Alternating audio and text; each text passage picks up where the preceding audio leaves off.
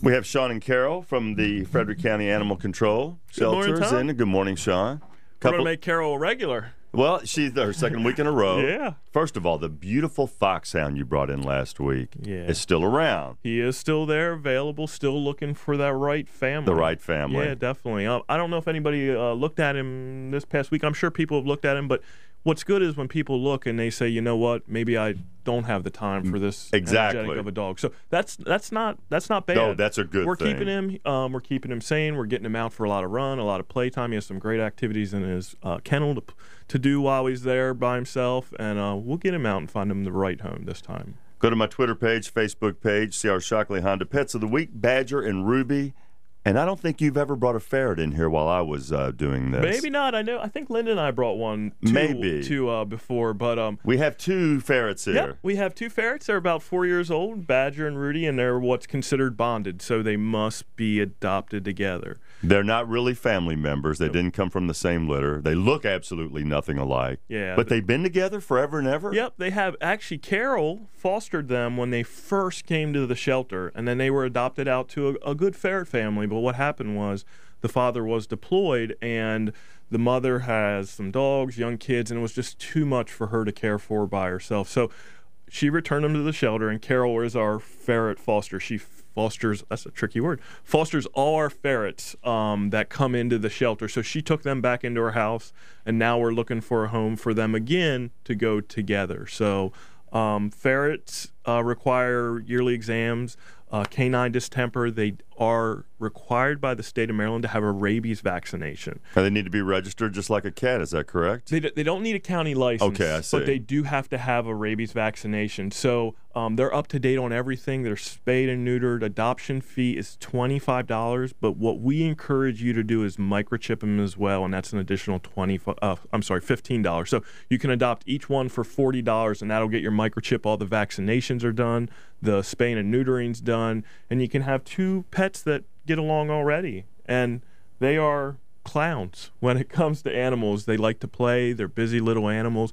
They need outside cage time, so you would need them in a cage, but at the same time, they need daily activity.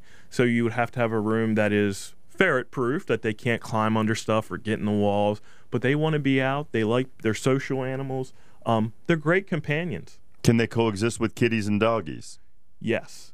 But like I said, they can get the canine distemper. I see. So they have to have that vaccination. People can bring that in on their feet even. So that is something that people have to keep their ferrets up to date on their vaccination. But if you introduce a ferret to a cat or dog, just immediately they don't go for each other's throats. They kind of sniff each other out a little bit like any animal coming into a house. Yeah, and the important thing with the ferret is you can't let them roam your whole house because they will get lost. You need to have a room that's kind of like their playroom that maybe their cage is in, but when you're supervising that playtime, it needs to be proof that they can't get into any little crevices because let's face it, they're little animals. They could get squirm into behind cabinets or into walls, so on and so forth. Can you go into your local supermarket, pet aisle, and get a bag of Purina ferret chow, something like that? I don't know about the supermarket, but our local pet stores, they do have. Carol does purchase her ferret food online. Something people should. These guys, I mean, they're gorgeous animals. Yep. I have never been in a house with a ferret, never played with a ferret.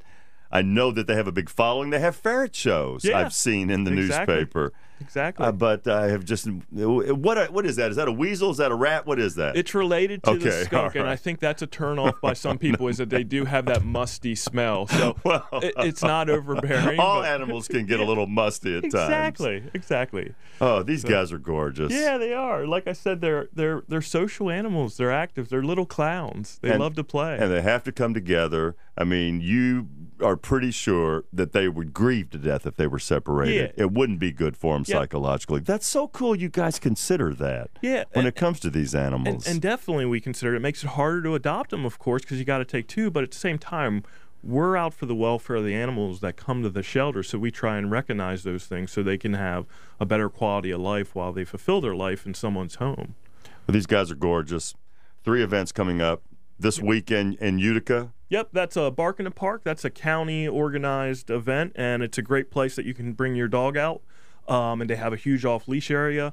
I got the vendor list this morning. It looks like there's 52 vendors, so there's all kinds of vendors out there that have great dog products, so on and so forth.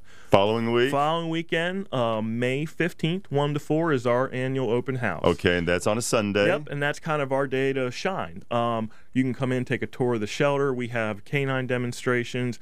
We have food available, so you can come and get lunch if you want. We have activities for the kids, visit with the animals. We're the only shelter in the county. You might as well see what your tax dollars help support. And there, the location is? 1832 Rosemont Avenue. And I was out last year, and there was alpacas on the property. Yep, we're going to have some alpacas again this year. All right, we are going to get these guys a home. Yep. Is it Ruby or Rudy? It's Ruby. Ruby. Yep, Ruby like and Badger, a couple of bonded ferrets. They're cuties. Call the shelter. The number is 301-600-1546. I've got it on my Twitter page. It's on my Facebook page. Let's get these two guys at home. Keep them together. Thanks for bringing it by, Sean Carroll. Thank you.